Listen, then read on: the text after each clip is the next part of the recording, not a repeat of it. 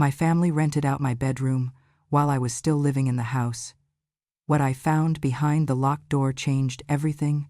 I was standing at the top of the stairs when Tyler slammed a box of ornaments onto the living room floor, so hard the bells inside jingled in protest.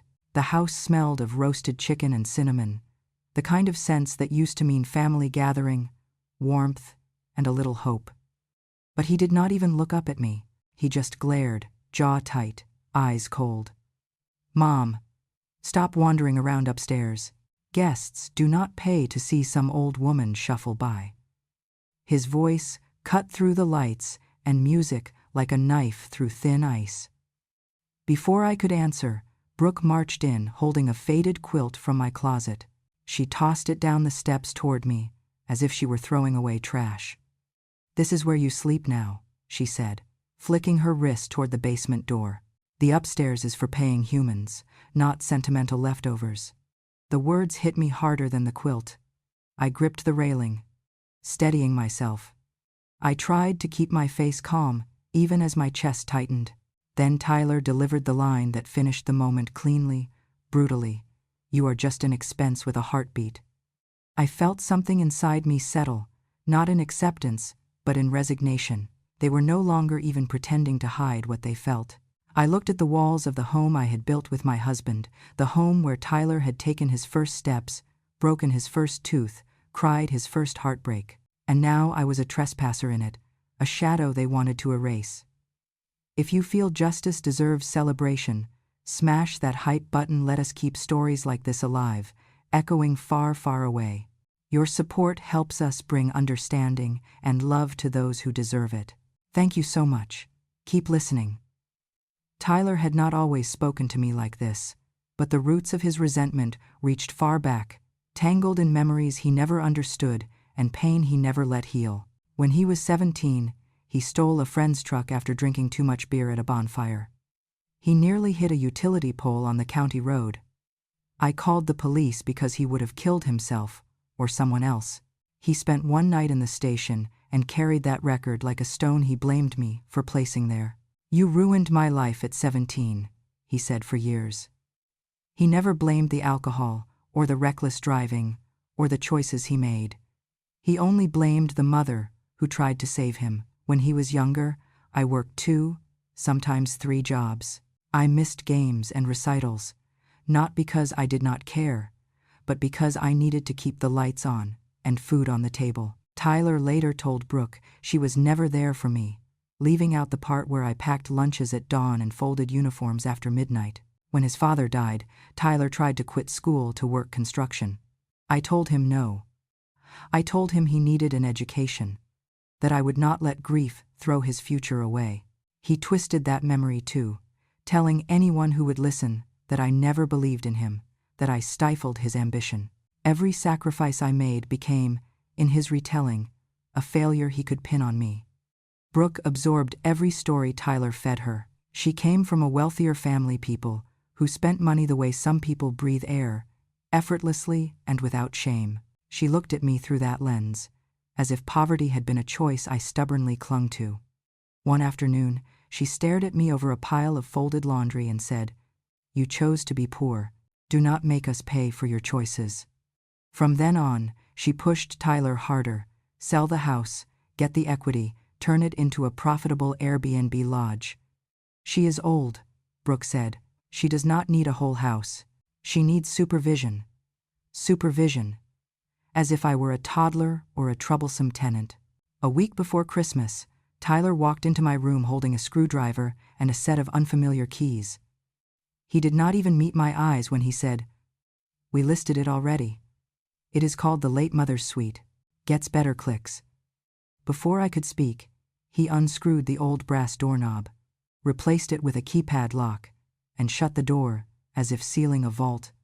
My bedroom, my sanctuary, locked against me. I was ordered downstairs. They led me to the basement like a guest being shown to the worst room in a cheap motel. A metal folding bed leaned against the wall. A single lamp flickered beside it. Brooke dropped the faded quilt onto the mattress. "Do not go wandering," she said. "We have check-ins today." The basement was cold. the kind of cold that settled into my knees and spine like a warning. I sat on the edge of the bed and listened to them laughing upstairs, adjusting garlands, practicing their host voices, preparing for guests who would never know that the woman listed as late in their cozy, holiday-themed suite was alive and shivering directly below them. It was almost Christmas. Once, that word meant warmth, light, the softness of my husband's hand on mine. Now it meant something else entirely. I was trimming the wilted ends off the winter roses near the porch when a young man in a red flannel jacket walked up the driveway, pulling a suitcase. He looked friendly, almost shy, the kind of polite traveler who apologized for stepping on your shadow. I expected him to ask about check-in times or where to park. Instead, he stopped short when he saw me. Oh my goodness," he stammered. "I am so sorry for your loss." I straightened slowly. "My loss?" He flushed. "Your son told us this used to be your room, that you passed last winter." For a moment I thought my hearing had finally failed me. I blinked at him, waiting for the words to rearrange themselves into something rational. But they did not. He swallowed hard, as if trying to gather whatever sympathy he had been rehearsing. He said the room is a memorial, that you were very loved. I managed a faint, brittle smile, the kind a person forms when the world tilts the wrong direction. "Thank you," I murmured, because I did not know what else to do. The young man nodded respectfully and stepped inside, leaving me frozen in the cold air as if someone had carved me out of stone. My son had not only evicted me from my room, he had declared me dead, not metaphorically, not emotionally. On record, in story, in narrative dead. The wind scraped against the siding, carrying the smell of pine and someone's cinnamon latte from down the street. A normal winter day. A normal town. But I stood there with shaking hands, realizing whatever game Tyler was playing had passed a line I did not know existed. That night, after the guests went out to explore the Christmas market, I climbed upstairs silently. The keypad lock blinked red when I touched it. Of course he had changed the code again. But a woman who raised a boy like Tyler learns how to improvise. I retrieved an old bobby pin from my cardigan pocket, the same one I used to fasten my hair on Sundays. I bent it gently, slid it into the lock, and felt the old familiar click. The door eased open. Tyler never bothered installing a real security lock afterward. He believed I was too frail, too broken, too defeated to attempt anything twice. My breath clogged in my chest. My bedroom, my sanctuary, was gone. In its place was something staged and eerie, like a set built for a sentimental ghost movie. A white lace quilt draped across the bed, one I had never owned. Soft golden lamps cast a glow that made the room feel falsely warm. My husband's old dresser had been polished, rearranged, stripped of everything personal. On the far wall, above the headboard, hung a large framed photograph of me from 10 years ago, smiling at a summer barbecue. Below it, in looping cursive, "In loving memory of Katrina Hale, 1945-2022. My knees nearly buckled. Beside the picture sat a brochure printed on thick, creamy paper. I picked it up with trembling fingers. "Welcome to the Vintage Memorial Suite. This room honors our late mother, whose spirit still warms this home." Late, honors, spirit. They had written my obituary for profit. My hand shook as I read the next line. "We created this peaceful space to celebrate the woman who raised us with love and strength." Us? Raised us? Tyler and Brooke had crafted a touching little narrative for the guests, complete with reviews praising their emotional honesty. A hollow ache spread through my chest as I looked around the room that used to hold the story of my life. The corner where my husband read the newspaper on winter mornings was now staged with a wicker chair and a throw pillow embroidered with "Forever" in our hearts. The window where I used to watch Tyler walk to school was framed by curtains I had never seen before, silky, theatrical, pretending comfort. I touched the dresser top. They had removed my jewelry box, my letters, even the indentation my wedding ring once left on the wood. It was a room for a woman who no longer existed, and according to Tyler's listing, that woman was me. I felt the sting of tears, but refused to let them fall. Crying would give them power. Crying would make this feel final, as if I had agreed to the death they assigned me. Instead, I inhaled slowly, letting the familiar scent of the hallway drift in the faint trace of cedar from the rafters, the winter breeze that always sneaked through the old glass panes, the memory of Christmas mornings when my husband lit a tiny fire in the grate so Tyler would wake to warmth. This room had been built with real lives, not curated stories.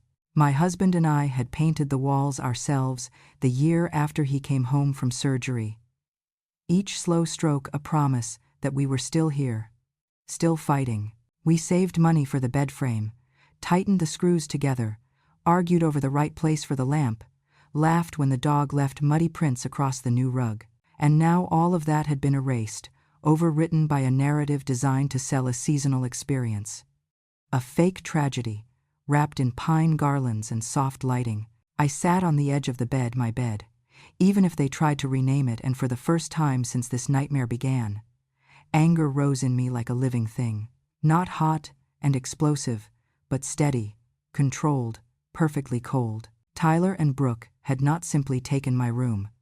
They had taken my existence, folded it into a pretty brochure, and sold it to strangers. And as I sat there, in the dim glow of my own fake memorial, a quiet thought surfaced in my mind, sharp enough to cut steel.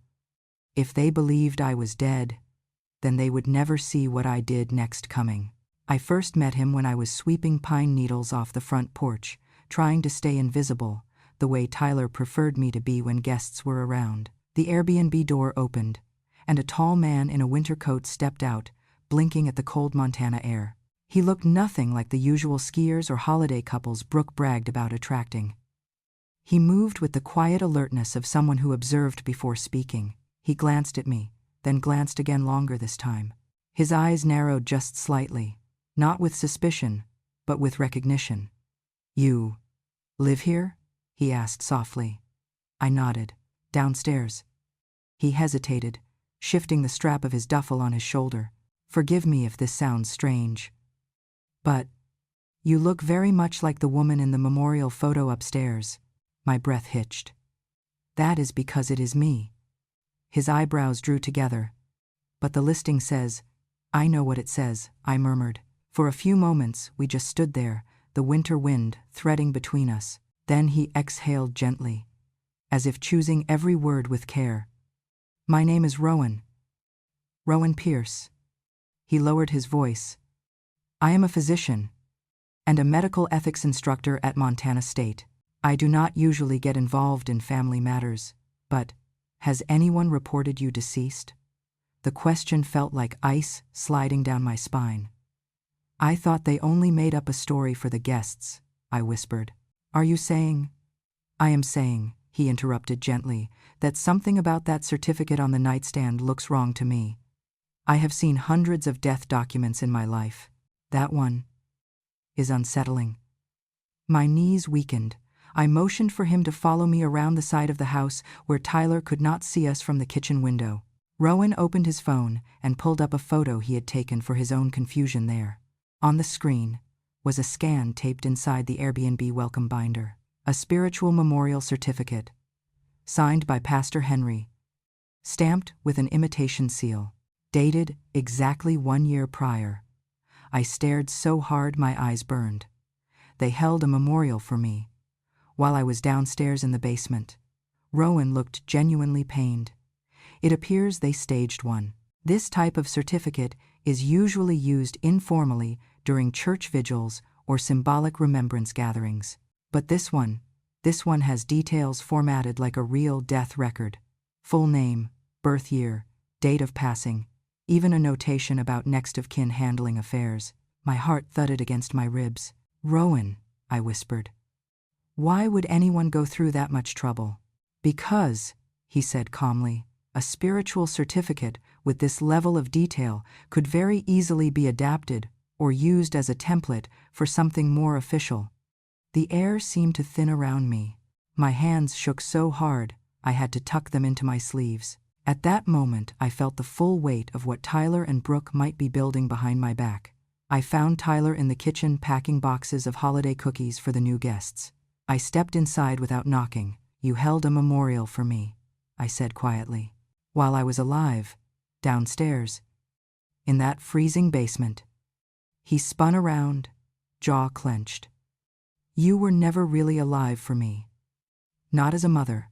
This is just catching up. It felt like a slap I had been expecting for years. Brooke sauntered in, sipping cocoa. Calm down, Katrina. People pay more when there is a tragic story. It is marketing, not murder. I stared at her. You put my name on a certificate. You staged a service. She shrugged, flattered. They wanted me flattered for being buried alive in my own home. You think this is harmless? I asked, my voice trembling. Pretending I am dead? Tyler leaned close, lowering his voice into something cold and vicious. You should be thanking us. You were taking up space without paying rent. Now, at least your absence is profitable. I stepped back, as if the words carried weight. Behind us, Rowan cleared his throat. Tyler, he said formally. May I ask why Pastor Henry signed something resembling a death certificate? This document is not consistent with casual remembrance. It mirrors the layout of an actual county record. Tyler's face drained of color. Brooke shot him a sharp look. Ty, what did you tell Pastor Henry? I thought it was just symbolism, Rowan continued, gentler but firm. The formatting concerns me. Someone could use this as the basis for forging an official declaration of death. Silence gripped the room. Tyler's jaw twitched. You need to leave, he snapped at Rowan. This is family business. But I saw the panic flicker behind his eyes, because Rowan was right. This was not just a lie to Airbnb guests. This was paperwork, careful, deliberate paperwork. And paperwork is never created without a larger goal, a goal that required me, on paper, to no longer exist. Rowan did not bring it up again that night. He simply asked permission to look into a few things, as he put it, with the polite caution of a man who knew he was stepping into a family minefield. I nodded, because fear had a way of stripping pride from a woman, and Rowan had the kind of integrity you can sense even in silence. By the next morning, he looked different, more serious, more certain. When he knocked on the basement door, I felt my heartbeat quicken. Katrina, he said quietly, may I come in? I gestured him inside. He held a small folder. The edges curled as if he had been gripping it too tightly. He sat across from me on the metal folding chair Tyler had shoved into my room.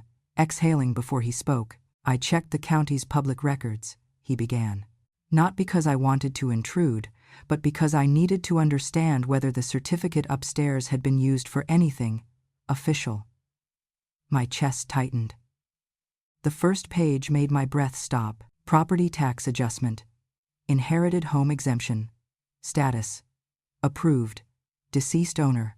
Katrina Hale. Successor. Tyler Hale. My eyes blurred. Inherited, I whispered. Deceased owner. The words felt heavier than any insult Tyler had ever thrown at me. I am so sorry, Rowan murmured. Tyler filed for a tax exemption reserved for homes inherited from the recently deceased. It lowers the annual property tax by almost half. I stared at the page, unable to speak. Tyler had buried me not only in his marketing story, not only in the Airbnb listing, but in the county's eyes as well. As far as the government was concerned, I was gone. Rowan waited, then pulled out a second form. And this, he said, is a grant application. From the state's housing improvement program. I scanned the text. Inherited home renovation grant $40,000. Applicant, Tyler Hale. Purpose. Restoration, after owner's passing. My hands went numb. $40,000. He nodded. Approved. Funds pending inspection. A hollow disbelief settled in my bones. They used my death, I whispered. Not just for a story. Not just for guests. They used it to get money from the state. Rowan's expression held a mix of compassion and barely contained anger. This is a serious level of fraud, Katrina. Very serious. I felt my pulse thudding in my ears. He killed me for a tax cut, I said weakly. My own son. When I finally went upstairs, Tyler and Brooke were in the kitchen, assembling gift baskets for the Christmas guests. I set the papers on the counter. They froze. "Explain," I said, my voice low, quivering. Tyler rolled his eyes. First habit, reflex, disrespect polished over decades. "Oh, that? It is just paperwork. Everyone does it. It helps with the cost of maintenance." "That paperwork only applies to a home inherited from a dead person," I said. "A dead person, Tyler." "Me." He shrugged like he was discussing weather. "Well, you have been dead to me since 17 when you wrecked my future and called the cops on your own son." I blinked. "I called the cops because you were drunk and behind the wheel. I was trying to save your life." His mouth twisted. "You saved nothing. You left me with a record, and that record followed me into every job interview I ever went to. So yes, oh me, Mom. I'm just finally collecting." Each word sliced deeper than the last. Brooke stepped in, chin high, attitude sharp. "The state has plenty of money. Katrina, you were sitting on this house doing nothing for decades. We are the ones improving it, increasing its value, making it useful. You should be thanking us." "Thanking you," I murmured. "For forging my death." Brooke smirked. "You always wanted Tyler to have a better life, right? Well, this is it. Consider it a delayed contribution." I felt something inside me break, not loudly, but quietly, like the snap of frozen branches outside in the winter wind. "You have taken my room," I said. "My dignity, my story. And now the state believes I am gone." Tyler shrugged. "Be grateful we didn't put you somewhere worse. The basement is more than you deserve." Generous. A basement in my own home. I turned to leave, but as I stepped into the hallway, I heard Brooke's voice behind me, low, quick, nervous. "Yes, the policy is active." She whispered into her phone. "No, she does not know. We just need to wait for the holidays to be over. Accidental, death, policy." My legs nearly gave out. There is a kind of fear no elderly woman should ever feel in her own house, the fear that the people she once fed, clothed, raised, and prayed for are now calculating the price of her final breath. I backed away from the door before she noticed me. Whatever they had planned next, I understood now. It was not just fraud. They were waiting for me to disappear, for real. Christmas Eve used to mean warmth in this house, my husband's hands carving the roast, my son hanging crooked ornaments and pretending they were straight, my own laughter filling the corners like a second set of lights. But that night, as I sat on the basement cot Tyler had thrown together, all those memories felt like ghosts pressed against the walls. Upstairs, the celebration throbbed through the floorboards. Guests clinked glasses. Someone laughed too loudly. A group of Airbnb holiday renters sang along to Jingle Bell Rock while Brooke directed them like a hostess at a resort. I could smell cinnamon cider drifting through the vents, sweet and taunting. Every note of cheerful music made my chest feel tighter, as if my heart was trying to shrink itself to avoid breaking. Down here, the air was cold enough to sting my fingertips. The only light came from a small lamp missing its shade, casting uneven shadows across the cement walls. I pulled the thin blanket closer around my shoulders and tried to stop my hands from shaking. Silent night drifted faintly through the ducts, slow and tender, a song meant for peace. In the basement, it sounded like a lullaby for someone waiting to disappear. I told myself not to cry. Tears froze faster in basements. I had almost drifted into the numb quiet that comes right before sleep when I heard the soft creak of the stairs. A small shadow appeared in the doorway. "Grandma?" Mason whispered. My heart softened instantly. He tiptoed toward me, clutching a cookie shaped like a reindeer and a little plastic cup filled with milk. Upstairs, Brooke was busy entertaining guests while Tyler was outside hanging more lights, too distracted to notice his son slipping away. "I brought you this," he said, holding it out with both hands, earnest and careful. "I saved you the one with the chocolate nose." I almost cried just from that. "Thank you, sweetheart." I said softly, taking it from him. Why are you not upstairs? He leaned closer as if sharing a secret. Dad said you won't be here next Christmas. My breath caught. He said that? Mason nodded with the innocent certainty only a child can have. He said the house will finally be ours, that we won't have to pretend anymore. I forced my voice to stay calm. Pretend what, honey? That you're gone, he said matter-of-factly. He told Aunt Nicole yesterday that you're only gone on paper for now, but soon it'll be real and everything can be official. The room tilted for a moment. I gripped the edge of the cot, trying not to show fear. Mason, I whispered, did your dad say what he meant? He shrugged. Just that you make things complicated. But when people go away forever, grown-ups don't have to fill out so many forms. I touched his cheek gently. He smiled, unaware of the chill running through my bones. Children repeat what they hear. They do not sanitize. They do not interpret. They simply tell the truth. Thank you for telling me, I said, kissing his forehead. You're a good boy, he beamed, then scampered back upstairs. As soon as he left, I turned off the lamp and sat still, listening carefully. If Mason could wander down here unnoticed, maybe voices could wander down too.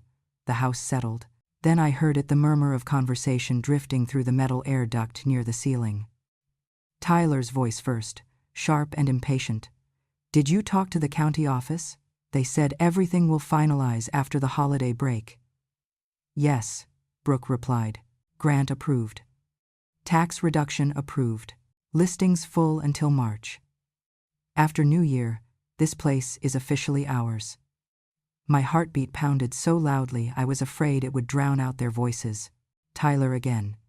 And once the title transfer is locked, we move her. Nursing home, if she cooperates. If not, well, she is already dead on paper. A long silence followed. I could hear glasses clink. Brooke's heels tapping lightly across the kitchen tile. Then Brooke added, quieter, colder. The insurance guy said the accidental death policy is active. He said timing matters. You know that. It will work, Tyler said. Just give it a few days. After the holidays, no one will question anything. My breath froze in my throat. They were not just planning to remove me. They were preparing for the day I died, and they were discussing it like ordering takeout. Brooke's voice sharpened. She is old, Tyler. Old and fragile. Sometimes things just happen around the elderly. And accidents, Tyler said, are believable. I pressed my palm over my mouth to keep from making a sound. The basement suddenly felt like a bunker, a hiding place for someone who had already been sentenced. When their footsteps faded upstairs, I let the silence settle. Something shifted inside me, not panic, not fear, but a clarity so sharp it felt like a blade. They had buried me in paperwork, in lies, in government forms. They had carved a gravestone with my name on it and hung it in my own bedroom. But I was still breathing. And breath is power. I stood slowly, pushing the blanket away. The cold floor steadied me. Every bone in my body ached, but not from age, from betrayal. If they were willing to erase me on paper, then I needed someone who dealt in truth. Rowan Pierce, the man who had recognized the wrongness before I did, the one person who had seen the cracks in the story and cared enough to look deeper. I whispered into the dim basement air. If they've already buried me, then it's time I let the truth dig them up. This Christmas would not end the way Tyler and Brooke planned, not while I was still alive. I did not sleep that night. The basement felt colder than ever, and the words I had heard through the vents replayed in my mind like a warning I could not escape. By morning, my fingers were stiff, my joints aching, but my mind had never been clearer. Before sunrise, I slipped outside to meet Rowan where we had agreed. The frost under my shoes cracked loudly, but the world was still too asleep to notice. Rowan looked relieved when he saw me. You should not stay in that house much longer, he said quietly. I sent everything to someone who can help. Someone? I asked. Agent Caroline Brooks, he said. State fraud and elder protection. She's very Very good. I did not know it then, but that woman would become the storm that shook the entire foundation of my son's lies. Later, when Caroline herself told me the story, she described the moment Rowan's email arrived. She had been working late, half listening to holiday music on her radio, when the files dropped into her inbox. A scanned $40,000 renovation grant. A tax reduction form that listed me as dead. Screenshots of insurance information Rowan had managed to pull from a database, and a picture of that grotesque memorial certificate. She told me she paused with her hand on her coffee mug, staring at the words, "In loving memory of Katrina Hale, 19452022. I remember thinking, she said, if this woman is really dead, she aged beautifully in that Airbnb photo. She enlarged the picture Rowan sent me standing in the yard, taken by the guest I had spoken to. Alive, awake, breathing. Caroline said that was the moment she knew something was very wrong. She did what investigators do first, checked the system. There, she found a pending death record with my name, my birthday, and a date from last winter. The status read, awaiting verification. But someone had already uploaded the template. Someone wanted it ready. Caroline told me she leaned back in her chair and whispered to herself, who benefits from her death?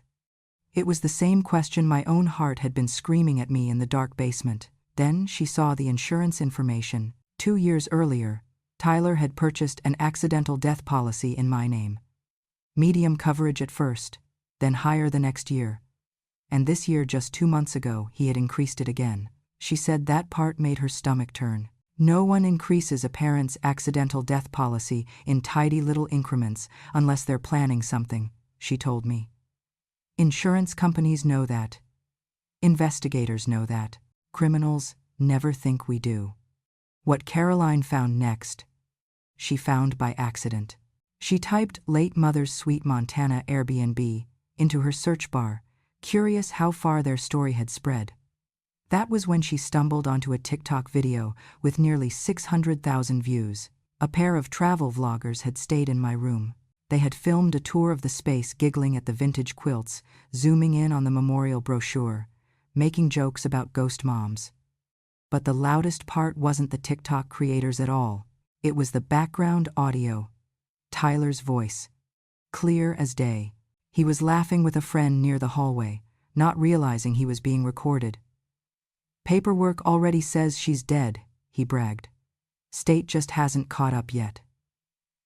Caroline replayed that part 7 times. She told me she leaned so close to her monitor she could see the reflection of the screen in her own glasses.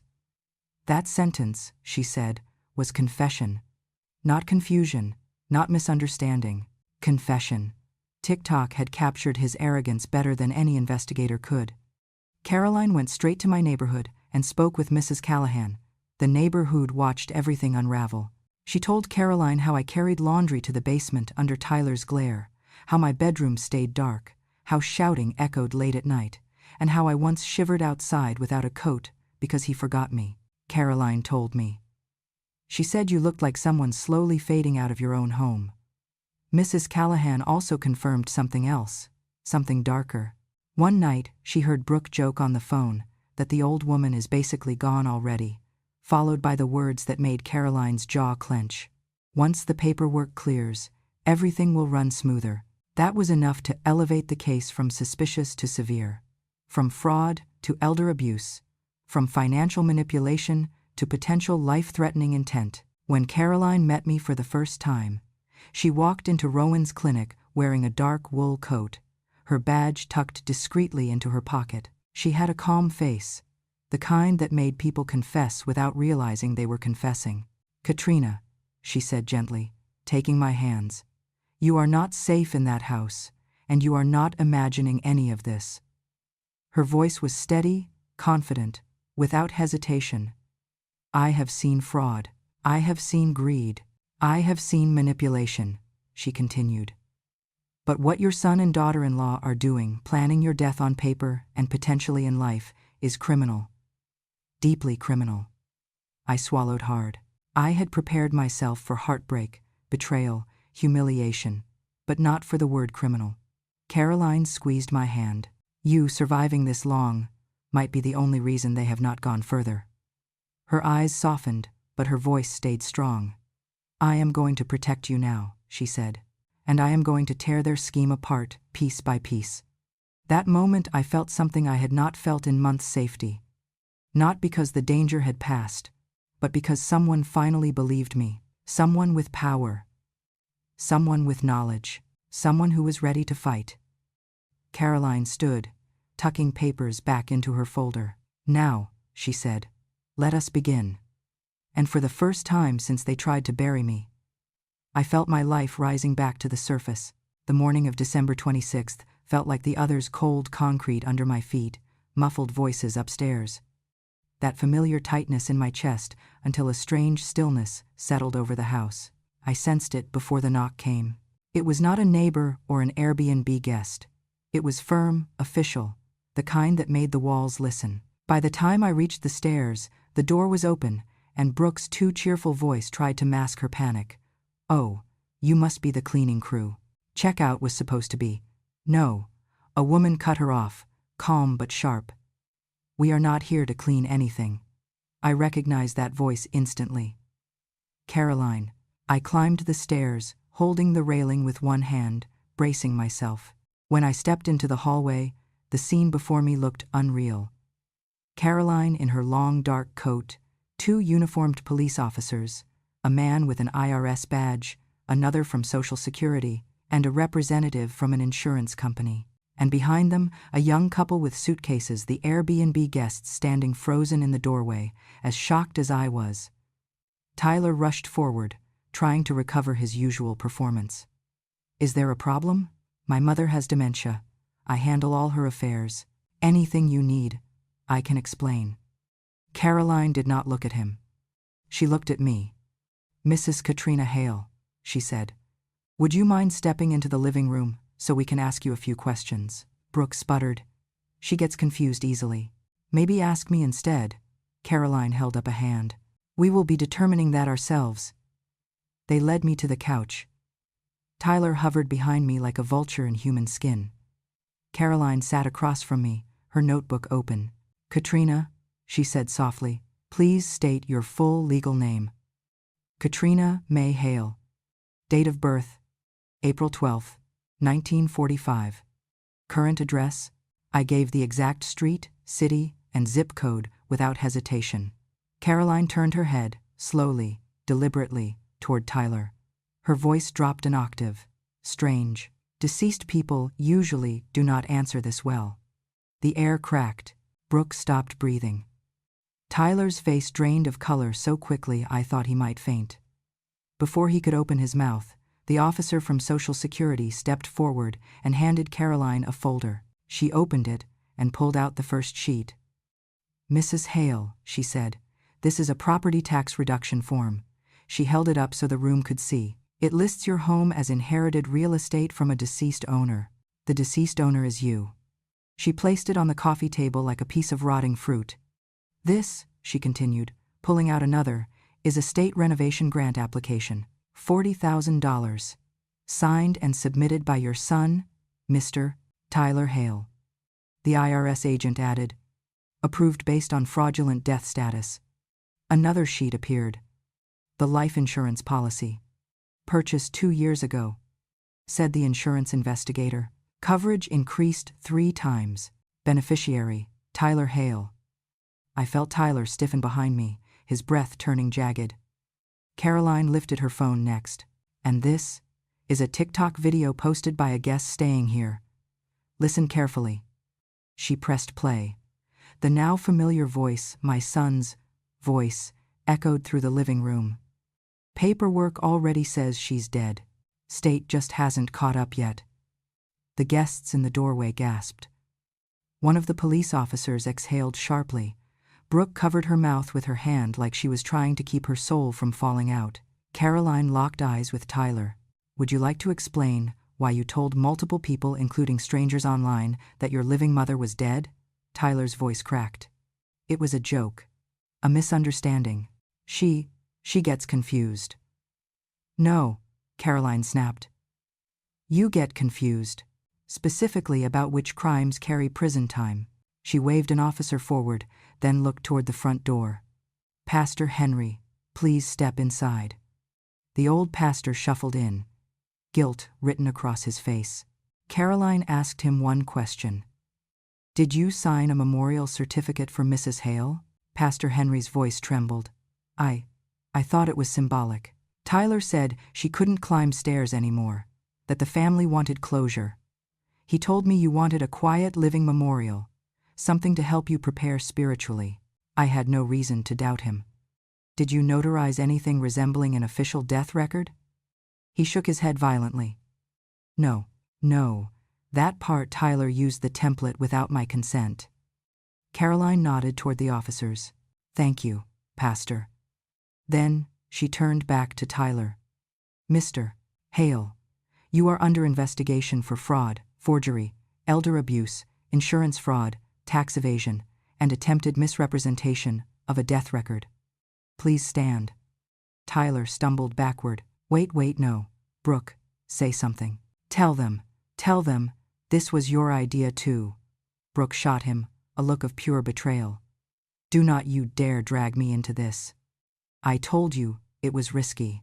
I told you not to push it this far. Caroline raised an eyebrow.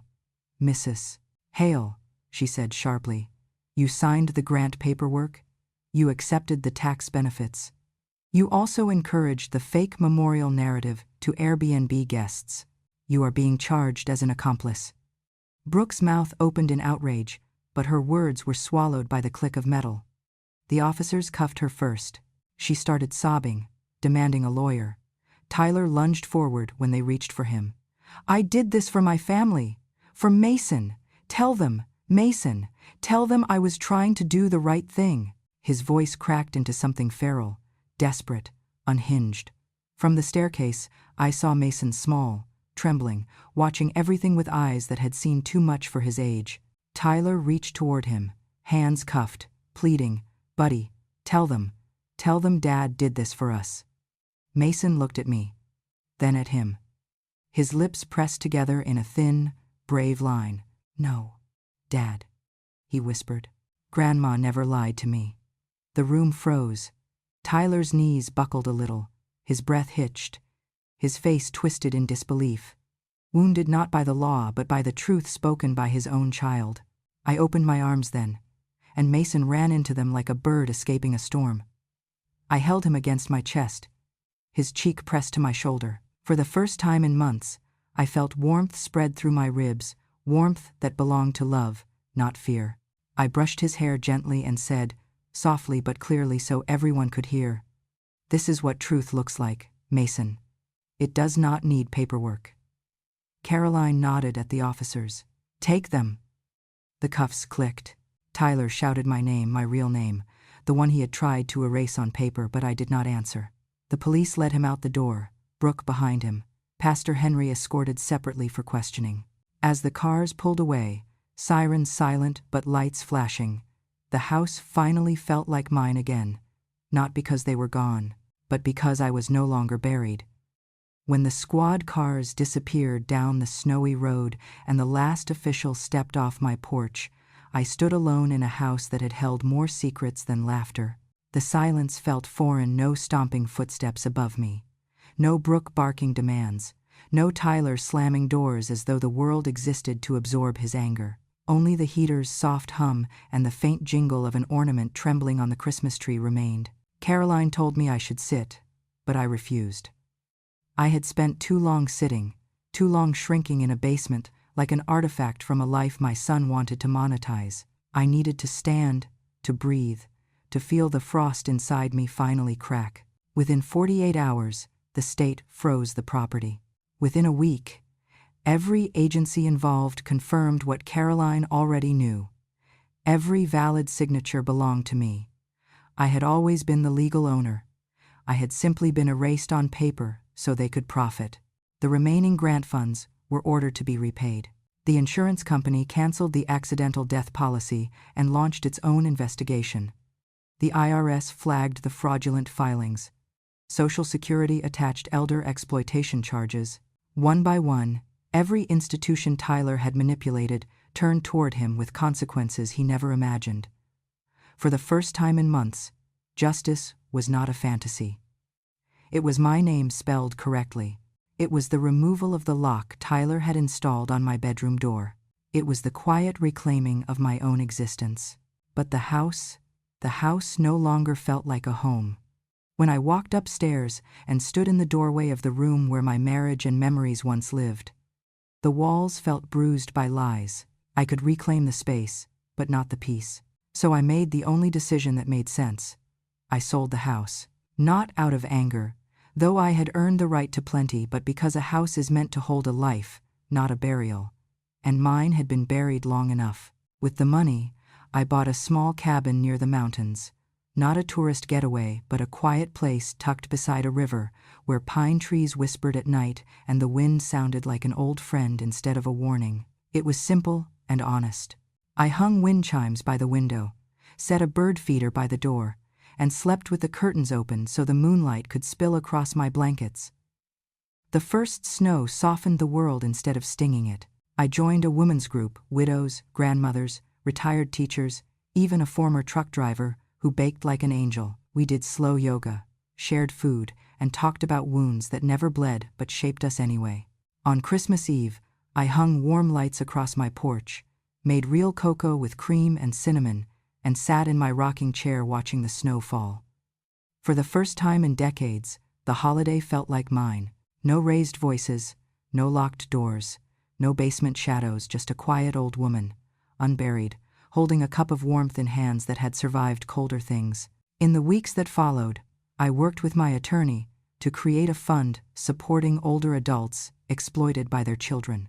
Another portion went to helping Montana seniors fight housing fraud, coerced signatures, fake transfers, predatory relatives, and one last portion funded free legal consultations at the community center.